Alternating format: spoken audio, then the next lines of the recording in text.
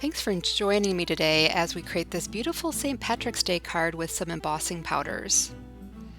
I've got these beautiful embossing powders from Lindy's that have a lot of glitter and gold in them, so we'll enjoy these.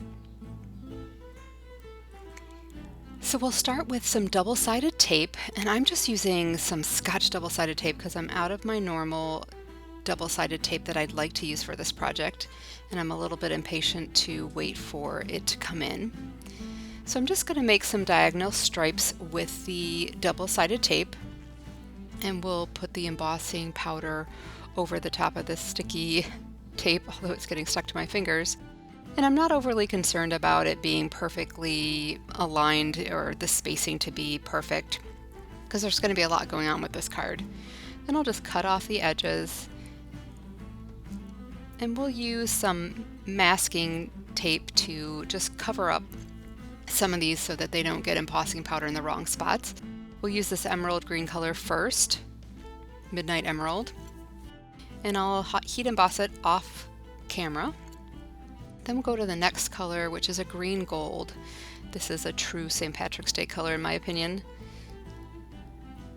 And wipe off a little excess. And then our last color is going to be kind of a faded mossy green. I think just it's fun to have all these different greens even though they don't really match each other necessarily. Then I'm going to put some double-sided tape in the center because my sentiment's going to go in the center and popped up with a white background, so I'd like the center to be kind of all covered with this lovely gold color that I found. That'll just make it kind of darker in the center. So this gold will be super pretty.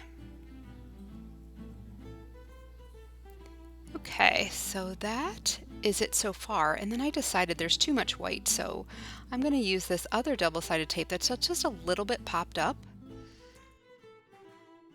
I'm going to put the same colors next to it. I just didn't like all that white. It was a little too much white for me. And so I'm going to do this for the top and the bottom. Snip off the edges there. And then as I peel these back, we'll keep the very tip edges blank because I'm going to do something different with those. And then we'll do that second emerald, midnight emerald color.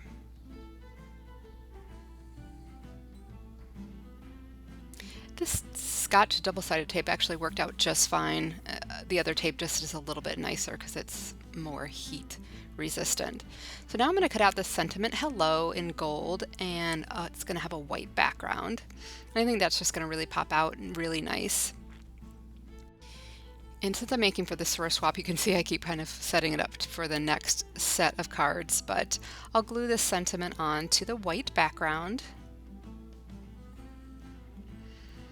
And I really like the shine there. So this is just a card with a ton of shine, isn't it? Love it.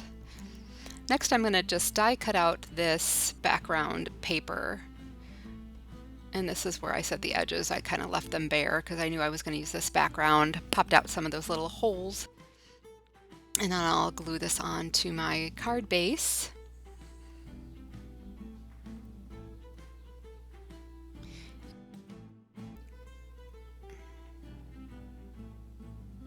Now I'll pop up this hello with some foam tape so it'll really pop out.